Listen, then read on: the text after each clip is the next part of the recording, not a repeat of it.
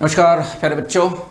जैसा आपको पता है कि MP high court double bench में जो 75 स्टूडेंट्स थे जिन्होंने पिटीशन दायर की थी, उन पिटीशन को उन्होंने खारिज कर दिया था और वापस से हम रीनीट नहीं करा सकते ये आदेश दिया था। उसके बाद जैसा कि लग रहा था कि वो कैंडिडेट जो है वो यहाँ रुकने वाले नहीं हैं, तो वो सुप्रीम कोर्ट अब पहुँच चुके हैं। ऐसी खबर है कि 75 में से 45 स्टूडेंट्स ने सुप्रीम कोर्ट में जो है वो अपील की है। वहाँ पर उन्होंने ये जो है अपना केस लेकर गए हैं। उस केस में क्या अपडेट है फिलहाल मैं बताता हूँ आपको, और इससे सबसे इम्पोर्टेंट क्वेश्चन ये है कि काउंसलिंग पर क्या असर पड़ेगा। जैसा आपको पता है कि 21 जुलाई से काउंसलिंग आपकी शुरू हो रही है और ये जो केस है इसकी जो सुनवाई है उसका नेक्स्ट वीक में जो डेट दी जाएगी, मतलब अगले वीक में होगी, ऐसा है। अभी डेट उसमें आज शायद पता नहीं जारी हुई है कि नहीं, लेकिन ये कहा गया है वर्बली कि नेक्स्ट वीक इसकी हियरिंग होगी। तो नेक्स्ट वीक से हियरिंग होगी और 21 जुलाई तो इसी वीक में जो है वो रहेगा। तो यानी कि काउंसलिंग पर क्या असर पड़ेगा ये हम देखते हैं, और क्या रहा मैटर ये हम जानना चाहेंगे। ठीक है, सो देखिए, सुप्रीम कोर्ट ने ट्यूसडे एग्री टू जो है हियर करने के लिए रीटेस्ट ऑफ दिस वन, और इसमें जो आपका वही पावर कट वाला केस था, इसमें इन्होंने ये कहा कि बच्चों के जो एक्सपेक्टेड मार्क्स थे उससे कम स्कोर हुआ है।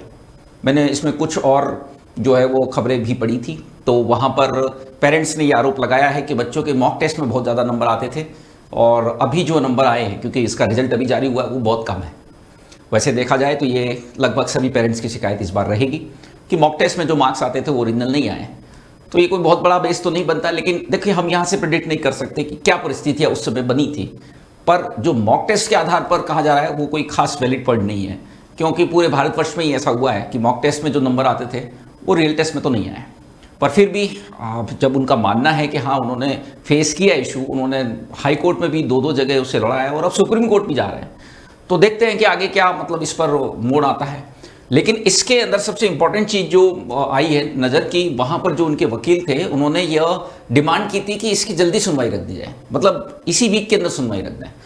तो उसके रिप्लाई में जज साहब ने, और उसके लिए आर्ग्यूमेंट क्या दिया था वकीलों ने कि 21 जुलाई से, ये देखिए यहाँ पर 21 जुलाई से जो है वो काउंसलिंग शुरू हो रही है, तो इसको कृपया करके इसी वीक में आयोजित कराएं सुनवाई को। तब जज साहब ने क्या जवाब दिया, उन्होंने ये कहा है, बेंच ने इसे डिक्लाइन कर दिया प्रीपोन करने के लिए, मतलब जल्दी के लिए उन्होंने डिक्लाइन कर दिया, और कहा गया है कि मल्टीपल राउंड्स होते हैं काउंसलिंग के एंड पिटिशनर्स को जो है ना फर्दर अपॉर्चुनिटीज मिल जाएगी यदि कोर्ट के फेवर में जाता है। तो फिलहाल को उन्होंने काउंसलिंग नहीं रोकी है, ये तो इसमें पता चल रहा है कि अभी आज की डेट में उन्होंने काउंसलिंग, देखो क्योंकि सुनवाई हुई नहीं है तो काउंसलिंग रोकने का तो सवाल ही नहीं उठता। जब सुनवाई होगी तभी तो कोई ऑर्डर आएगा। तो फिलहाल सुनवाई ही नहीं हुई है तो ऑर्डर तो आने से रहा, तो काउंसलिंग की प्रक्रिया तो स्टार्ट होगी। अब अगले वीक में यदि जज साहब को वहां सुप्रीम कोर्ट में लगता है कि इस मैटर में दम है तो वो काउंसलिंग पर रोक लगा सकते हैं, और यदि उन्हें लगता है कि नहीं काउंसलिंग को होने दिया जाए, पर ये बात बेसिकली सही नहीं लगती कि काउंसलिंग होने दिया जाए और इधर आप जो है वो इन बच्चों को यदि कहीं रीटेस्ट का ऑर्डर दे देते हैं तो फिर कैसे मतलब काउंसलिंग के रिजल्ट जारी होंगे। तो थोड़ा सा संशय यानी थोड़ा सा कंफ्यूजन की स्थिति तो यहाँ से बन गई है। अभी कोई स्टे नहीं है क्योंकि अभी सुनवाई नहीं हुई है, सुनवाई की डेट ही जो है नेक्स्ट वीक दी है। उस डेट को जल्दी करने के लिए उन्होंने कहा था कि काउंसलिंग कोई इशू नहीं है, काउंसलिंग में तो बहुत सारे राउंड होते हैं, तो वो उनको मौका मिल जाएगा, उनको तो मौका मिल जाएगा, वो बात समझ में आती है, लेकिन यहाँ मेरिट जो है वो भी तो बदलती है। तो देखने वाली बात होगी कि नेक्स्ट वीक इसमें क्या होता है, सुप्रीम कोर्ट किस तरह से इस पर बिहेव करता है, क्योंकि ये बात आपको मालूम है कि हाई कोर्ट की सिंगल बेंच ने री नीट का ऑर्डर दिया हुआ था, तो जिसको डबल बेंच ने फिर पलट दिया है। तो अब सुप्रीम कोर्ट क्या कंसीडर करता है, उनको क्या लगता है, वो देखने वाली बात होगी। कुल मिलाकर के ये जो मैटर है वो समाप्त होता फिलहाल नजर नहीं आ रहा है। सुप्रीम कोर्ट में आपको मालूम है कि लंबा चलता ही है, 1 महीने का तो समय लगता ही है, और इस दौरान यदि काउंसलिंग चलती रहती है तो ये ठीक रहेगा, तब कोई इशू नहीं है, तब मुझे लगता नहीं है कि किसी भी बच्चे को कोई आपत्ति इस बात से होगी कि क्या केस चल रहा है। लेकिन इन केस मान लेते हैं कि यदि उस पर रोक लगा दी जाती है, जैसे हाई कोर्ट में स्टे लगा दिया गया था, रोका गया था प्रोसेस को, तो यदि ऐसा होता है तो फिर से समस्या क्रिएट हो जाएगी, फिर से जो बच्चे वेट कर रहे हैं उन्हें और लंबा वेट करना पड़ेगा। तो इंतजार करते हैं नेक्स्ट वीक तक का सुप्रीम कोर्ट की जो हियरिंग होगी उसमें क्या निकल कर आता है। मोस्ट प्रोबेबली काउंसलिंग आपकी पैरेलल चलती रहेगी, फिलहाल तक हमें ये नजर आ रहा है।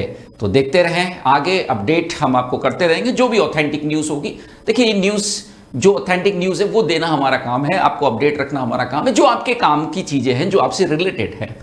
अब इसमें क्या है और क्या नहीं है, मेरे विचार क्या हैं और बाकी किसी के, उनसे कोई फर्क नहीं पड़ता, क्योंकि ये तो जज साहब के हाथ में होती सारी चीज़ें। जो हो रहा है वही हम आपको पूरी ईमानदारी से बता सकते हैं। Thank you for watching.